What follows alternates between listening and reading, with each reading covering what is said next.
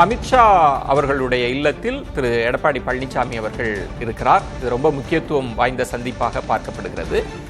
தேசிய ஜனநாயக கூட்டணியிலிருந்து என்டிஏவிலிருந்து ஓபிஎஸ் அவர்கள் வெளியேற்றத்திற்கு பிறகு டிடிவி அவர்களும் முதலமைச்சர் வேட்பாளர் தான் எங்களுக்கு சிக்கல் என சொல்லி வெளியேற்றிய பிறகு திரு செங்கோட்டையன் அவர்கள் ஒருங்கிணைப்பை வலியுறுத்திவிட்டு டெல்லி சென்று முக்கியமாக அமித்ஷா அவர்களை சந்தித்ததாக கூறப்பட்ட நிலையில் தற்சமயம் திரு எடப்பாடி பழனிசாமி அவர்கள் அமித்ஷா அவர்களை சந்திக்கிறார். அதனால இந்த சந்திப்பு என்பது கூடுதல் முக்கியத்துவம் வாய்ந்ததாக கருதப்படுகிறது. அதனூடாக நேற்று திரு எடப்பாடி பழனிசாமி அவர்கள் பேசிய பேச்சு, அதில் பல்வேறு விஷயங்களை அவர் வலியுறுத்தி பேசியிருந்தார்.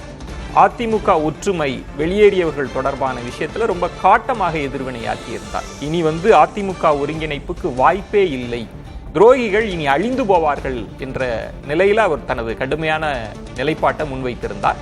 இந்த சூழல்ல தான் இந்த சந்திப்பு ரொம்ப முக்கியத்துவம் வாய்ந்ததாக கருதப்படுகிறது. அந்த காட்சிகளை தான் நீங்க பார்த்து கொண்டிருக்கிறீர்கள். அமித்ஷா அவர்களுடைய இல்லத்தில் திரு எடப்பாடி பழனிசாமி அவர்களினுடைய வாகனம் செல்லக்கூடிய காட்சிகளை தான் நீங்க பார்க்கிறீங்க.